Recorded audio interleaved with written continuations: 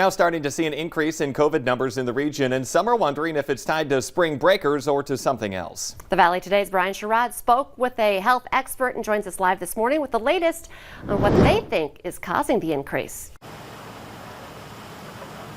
Well, good morning, Jordan and Lisa. I backtracked those numbers over the past month, and what I noticed over the last 2 weeks was that the numbers increased pretty close to 100, and some days saw more than 100 cases. That's here in Cass County. Now, with the numbers, it was between the ages of 10 and 29, so that is the biggest concern. Now, the upcoming prom season is a concern of health experts with dancing closely in indoor spaces. Spring break with close gathering in indoor spaces is a concern and contributor.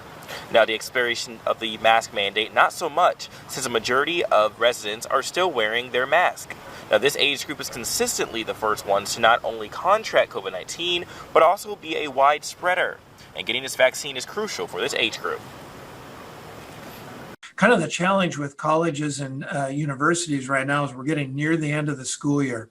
So if we've got a 2-dose vaccine, for most of them, that's most of what we have available. We want to make sure we get the second dose in before they scatter.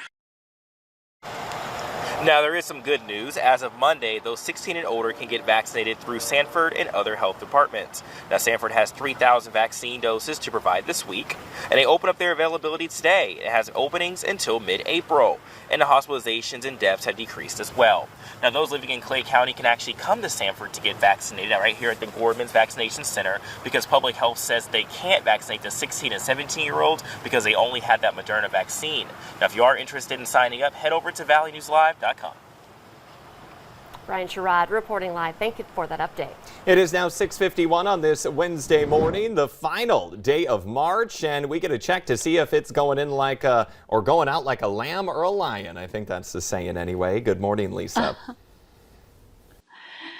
Good morning. Well, I think it depends on how you look at it. It was definitely roaring the last couple of days, but today is a lot quieter. There are some places seeing some snowflakes out there, though, too, this morning. So we are not perfectly clear and quiet here to start off the day today, but it is at least not howling. Here's a look at your live sky cam in Fargo. You can see the clouds overhead as we're looking at I-94 and that morning traffic picking up.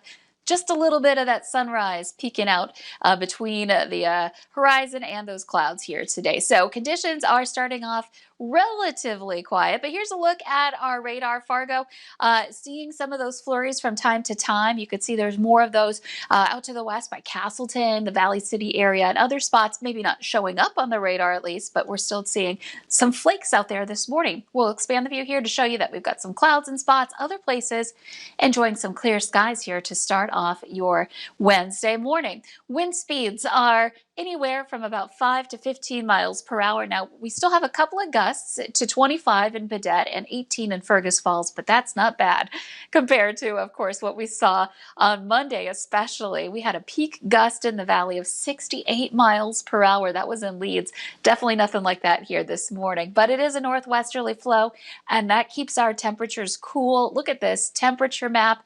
We're at 7 in Langdon. It's 9 in Crookston and Hallock. It's 12 in Grand Forks. Fargo's at 18. You can see where the clouds are, where we're a little bit more on the, I would say, relatively milder side, but all of us are on the chilly side today. And there are places where wind chills are below 0. Detroit Lake's 2 below right now. It feels like 0 in Grand Forks and a wind chill of Fargo. So you're going to want to bundle up the kids to head out the door here today on this last day of March. We're talking temperatures into, again, the teens this morning, and the afternoon won't be really feeling mild. We're talking about temperatures that are a few degrees warmer than yesterday. More sunshine this afternoon and less wind, and that's key. We are looking at some wind picking up for Thursday with warming temperatures, and that'll bring us back to the 70s just in time for the holiday weekend ahead. I don't like seeing those flurries, but I do love seeing 70 for the temperature for the weekend. Thank you, Lisa. Breaking news from overnight. Firefighters responded to a structure fire in Grand Forks. It happened at 2201 University Avenue. First responders arrived on scene and they found smoke and flames coming from the bottom of the steps heading into that house. They were quickly able to put out the flames and remove some smoke from the house. The damage is estimated around $500. If you take I-29 near Hillsborough, your drive is going to look a little bit different. Starting today, the DOT is starting construction on the interstate just south of the Grandin interchange to north of the Blanchard exit. They'll be repaving the road and adding some fencing. Both directions will be down to 1 lane and speeds will be reduced to 65 miles per hour. A thrift store in Grand Forks caught someone on camera stealing items that were supposed to be donated. It happened last night at the St. Joseph's Social Care and Thrift Store. The executive director says those donations fund their efforts to help people in financial need or those who are suffering from food insecurities. Everything that is donated goes into revenues that we generate from those donations go back into our emergency assistance programs. Donations should be dropped off during their scheduled times, and that's 9:30 in the morning to 4:30 in the afternoon. The executive director also says thefts like this could be prevented if donations are not left after hours. West Fargo police this morning are still looking for the suspect in an aggravated assault that sent 4 schools into lockdown. The suspect was last seen running east from the scene at 9th Street and 13th Avenue East. It happened around 9 yesterday morning.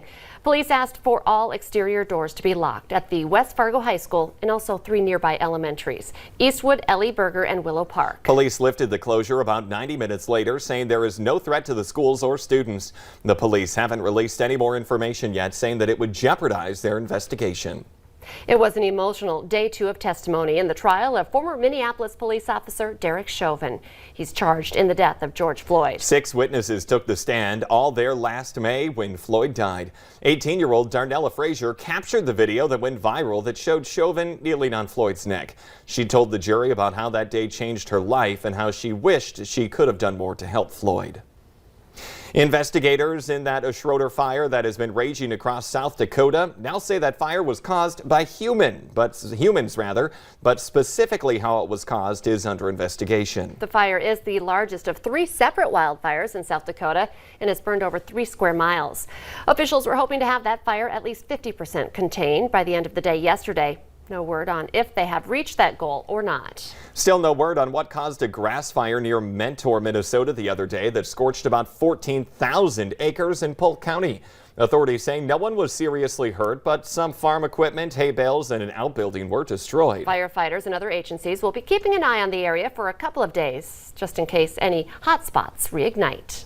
Jamestown Rural Fire Department's chief says they are running on fumes after the past 24 hours. They have battled 3 fires since 5 o'clock Monday night. The chief said that he has had 8 units and 24 firefighters at that scene for about 4 hours. They were called back out just before midnight south of Jamestown on Highway 281. Crews had little time to rest up when the 3rd call came in around 4:30 yesterday afternoon. Just be really aware of your surroundings and even, something small as, cigarette butts. Right now we're in the season of farmers getting things prepped and ready to go for getting in the field, and just be prepared. Bring fire extinguishers with you. The fire chief added those who may be getting into the field for the spring planting season can take even more precautions to help prevent further fires. Wind is likely what caused a fire to spread to a mobile home in Wadena County. It happened around 2:30 yesterday morning. Deputies say a tree was knocked down that then likely toppled a power line. About 3 acres of grassland and woodland also burned. The mobile home and several pieces of machinery and equipment were damaged. Meanwhile, a series of fires on the Spirit Lake Reservation over the past 24 hours have prompted evacuation orders and destroyed some structures near the town of Tokyo. The fire is now about 70% contained. Crews are also dealing with a fire north of Warwick. That blaze forced some people to seek temporary shelter. The Red Cross is assisting. A Fargo man is blowing the whistle, warning of a possible fake school fundraiser and kids damaging his property. They were caught on camera in the 1500 block of 13.5 Street South. The homeowner says last week they attempted to sell him candy bars for a school fundraiser. When he refused, they came back and destroyed his yard light. Valley News Live spoke to 5 different local school districts who say they do not have any candy fundraisers going on right now, and they haven't for quite some time. Now, the homeowner is concerned about the type of violence or damage that could be next if the kids don't get their way. Let's get our answer now to our question of the morning on Facebook. Today's question, 16% of drivers say they have hit one of these. The answer is a mailbox. Oops. It was a favorite target for our school bus driver growing up. But they come out of nowhere, you know. But anyway, you can play along every day on the Valley News Live Facebook page. The Today Show and CBS This Morning, they're just about to start, but the Valley Today, it rolls on. We have more live up-to-the-minute news and weather for you right now on the Fargo CW. Have a great day, everyone.